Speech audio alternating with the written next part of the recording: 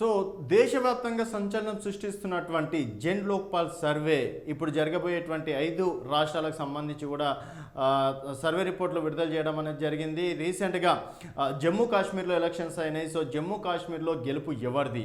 So Jan Lokpal సర్వేని ఎప్పటి నుంచి జనాలు ఎక్కువగా నమ్ముతున్నారంటే మనం అసెంబ్లీ ఎన్నికల్లో చూసినాం. దాదాపుగా మొట్టమొదటిసారిగా కాంగ్రెస్ అధికారంలోకి వస్తుంది. దాదాపుగా 62 నుంచి 65 స్థానాల వరకు గెలుస్తుందని చెప్పినటువంటి జన్ లోక్పాల్ సర్వే వారు చెప్పినట్టుగా ఇక్కడ అసెంబ్లీ ఎన్నికల్లో దాదాపుగా 64 స్థానాలు 63-64 స్థానాలు కాంగ్రెస్ పార్టీ గెలవడంతో జన్ లోక్పాల్ సర్వే సంచలనం సృష్టించడం అనేది జరిగింది. సో తర్వాత ఎంపీ ఎన్నికల్లో కూడా ఇటు బీజేపీ కాంగ్రెస్కి 8 స్థానాలు వస్తాయి, ఎంఏఎంకి ఒక స్థానం వస్తుంది అన్నారు. అంటే సేమ్ ఆ విధంగానే 8 స్థానాలు రావడం అనేది జరిగింది. ఇప్పుడు దేశవ్యాప్తంగా కూడా జన్ లోక్పాల్ సర్వే ఎంతవరకు కరెక్ట్ అవుతుందనేది ఒకసారి చూద్దాం. సో వారు చెప్పినట్టు సో కాశ్మీర్లో జన్ లోక్పాల్ సర్వే ఇచ్చినటువంటి సర్వేలో ఏముందనేది ఒకసారి చూద్దాం. సో కాశ్మీర్లో అసెంబ్లీ ఎన్నికల్లో దాదాపుగా 90 స్థానాలు ఉన్నాయి. సో 90 స్థానాల్లో 46 స్థానాలు ఎవరికి వస్తాయో వారు విజేతగా అలాగే ప్రభుత్వాన్ని ఏర్పాటు చేసుకోవచ్చు.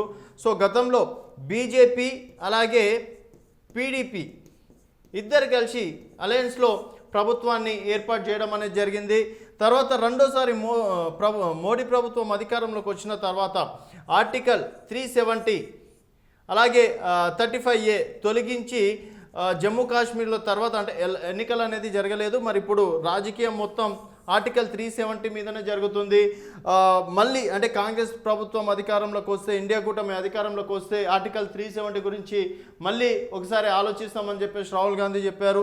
సో ఇదంతా కుటుంబాలు దోచుకోవడానికి ఇప్పటివరకు కాశ్మీర్లో మొత్తం దోచుకుంది కేవలం కాంగ్రెస్ అటు ఇతరులు అని చెప్పేసి కూడా నరేంద్ర మోదీ గారు వ్యాఖ్యానించారు. మరి కాశ్మీర్ పండితులు, కాశ్మీర్ ప్రజలు ఎవరిని నమ్ముతున్నారు అనేది ఒకసారి చూద్దాం. సో వాళ్ళ సర్వేలో ఏమనుంది, వారి సర్వే ఎవరికి అనుకూలంగా ఉంది అనేది ఒకసారి చూసుకున్నట్టయితే ఇక్కడ ఇండియా కూటమికి మాత్రం 36 నుంచి 39 స్థానాలు ఇవ్వడం అనేది జరిగింది. సో ఇక్కడ 46 స్థానాలు ఎవరికి వస్తాయో వారికే అక్కడ అంటే ముఖ్యమంత్రి అయ్యే అవకాశం ఉంటుంది ఆ పార్టీకి. సో ఇక్కడ ఇండియా కూటమి చూసుకున్నట్టయితే 36 నుంచి 39. సో దీనికి కూడా స్పష్టమైన మెజార్టీ లేదు. తర్వాత బీజేపీ చూసుకున్నట్టయితే 28 నుంచి 31. సో ఇక్కడ ఇండియా అలయన్స్ కన్నా బీజేపీ కూటమికే తక్కువగా ఉంది.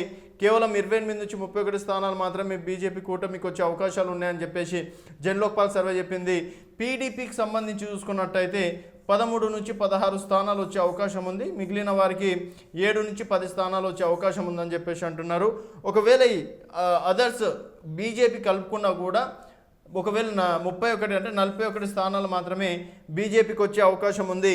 అండ్ పీడీపీని ఒకవేళ బీజేపీ కనుక కలుపుకుంటే మళ్ళీ పీడీపీ ప్లస్ బీజేపీ మరోసారి అధికారాన్ని రూల్ చేసే అవకాశం ఉంటుంది. లేకపోతే ఇండియా కూటమి మిగిలిన వారిని కావచ్చు పీడీపీ వాళ్ళతోటి కలుపుకుంటే పీడీపీని కూడా అంటే మిత్రపక్షంలో ఏర్పాటు చేసే మాత్రం ఇండియా కూటమికి అవకాశం ఉంది.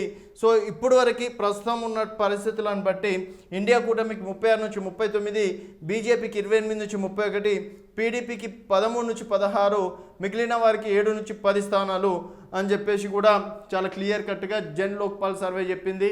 మరి సర్వే ఎంతవరకు కరెక్ట్ అవుతుంది, అలాగే ఆర్టికల్ 370 రిమూవ్ చేసినటువంటి ఎన్డీఏ కూటమికి మరి కాశ్మీర్ ప్రజలు రిటర్న్ గిఫ్ట్గా అధికారాన్ని ఏమన్నా ఇవ్వబోతున్నారా అనేది వేచి చూడాల్సిన విషయం. సో మొత్తానికి జన్ లోక్పాల్ సర్వే మీద మీ అభిప్రాయం ఏంటి?